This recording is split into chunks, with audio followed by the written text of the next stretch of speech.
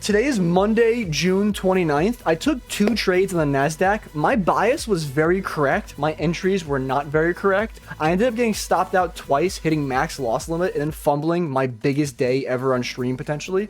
So essentially what happened was, it's all good, Anthony. So coming to the session, at the beginning of the recording, what I marked, there's way too many drawings here. This is a mess. So at the beginning of this recording, I said, what is my main draw?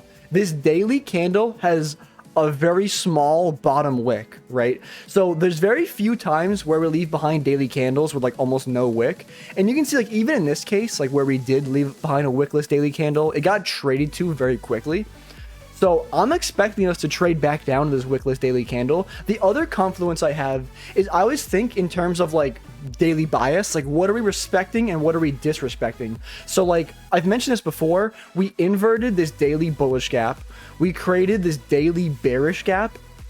We're reacting out of it. And I like to think too, like when this gap gets traded to, like what's its job? Like honestly, I feel like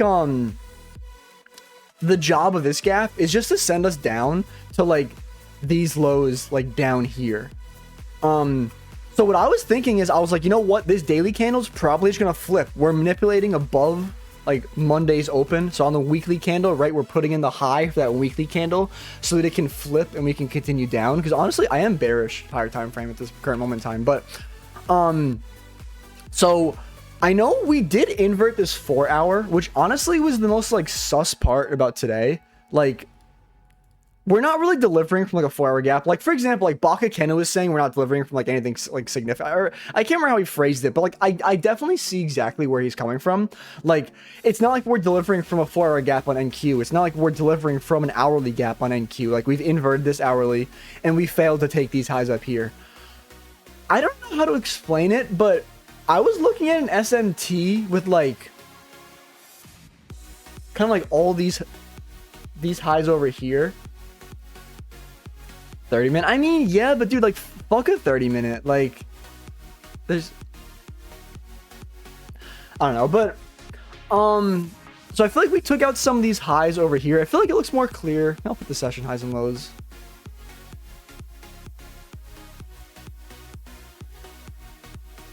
So I feel like when you look at yesterday's like PM high, so at the time we had taken out yesterday's PM high on ES, but NQ actually never did. I want to say, oh wait, no, it's the, you know, I'm bugging it. So never mind. Let me backtrack. This PM high from Thursday, NQ, well, it's like next to the PM high, but this high over here never got taken. We took it on ES. But essentially, there was just some SMT. I don't know why. I just felt like it might hold. So the first entry I took was, so a bearish higher time frame. 930 manipulates up. So I always look for 930 to move in the opposite direction of what I want, right?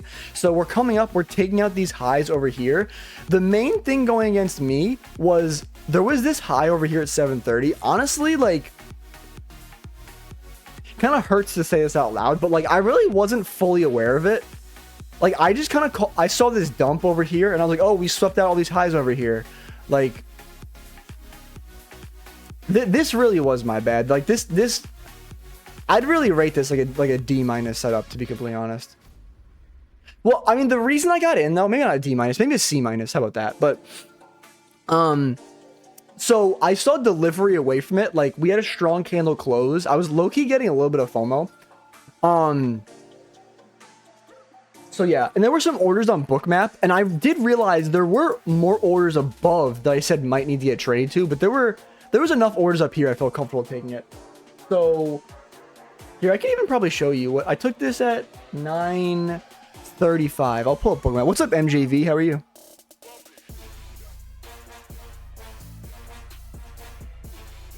How is this house music? So 9:35. Loading. So here, so you can see like there's like this little hot zone over here. So we trade up into here. These buyers come in, failed to get rewarded. We kind of dump down, and then I saw like this strong move down. I enter on that strong candle close. We essentially just like came right back up and took out my stop. And see, this is the thing where I mentioned like there's more orders above my idea hit. So we ended up coming up to here, tapped into that. So this is like 945. This is where I ended up taking my second entry. So around 945 is like right up here, right? So I ended up taking this candle close over here.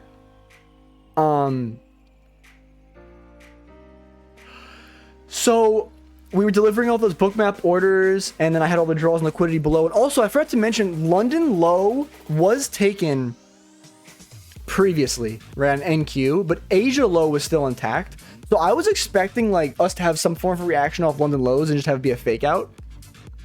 So that's kind of what did happen, right? So I mean, we kind of came up, fake out. I took this short, and then it gave me hope for a second. I low-key started celebrating for like 5 seconds, and then it just went right back up. It stopped me out. So the main problem, I really like, I obviously like, I feel like part of the reason I do these recaps is not only for you guys, it's also for me. Like, I want to explain out loud what I did. And like, I feel like you ever like explain something out loud and you're like, wait, now that I said it out loud, I think I'm a dumbass. You know what I mean? Like, I feel like it just helps me as a trader. And like, honestly, like, I really feel like me personally, I'm getting a lot of value from today, because I don't know. I mean, I shouldn't have taken this first trade. And the thing was, if I didn't take this first trade, right? If I saw these relative equal highs with low key, like this is similar to a data wick. Like it's an obvious wick. Like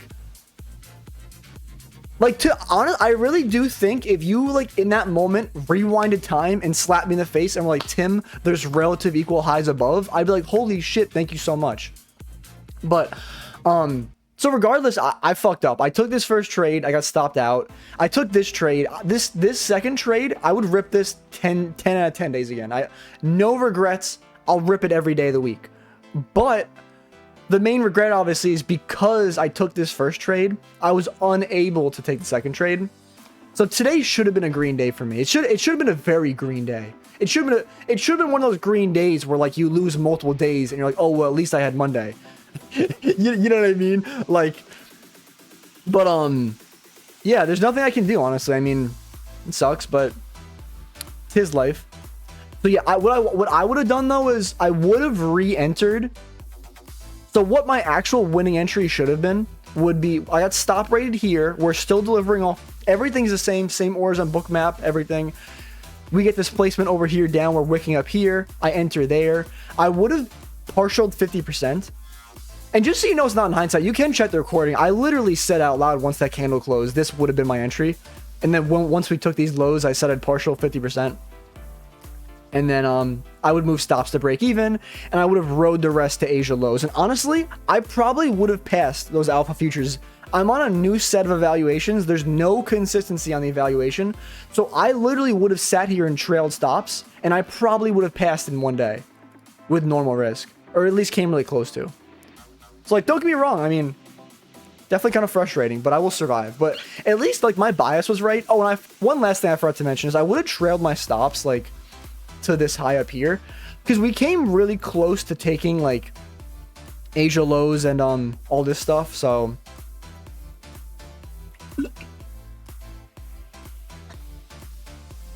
yeah, so I would have trailed stuff. I would have gotten trailed in profit there, but yeah. So I mean, honestly, like on paper, I finished today negative, but I feel like one, there was like a learning experience for me. Honestly, I should be a little more locked in and be checking for relative equal highs like that. I don't know how the fuck that happened. A little wake up call for me. And also, I still had the draw on liquidity correct, right? Like I was able to still call a huge trade, even if I wasn't able to participate in it.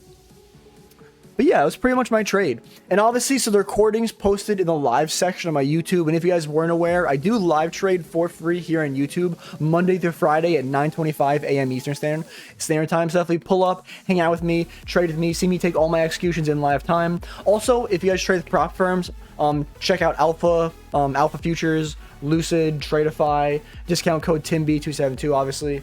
Join the free Discord if you're not there already, but leave a comment with your thoughts, whether you think I'm smart, whether you think I'm a dumbass. I'd love to hear it. Hit that like button, subscribe.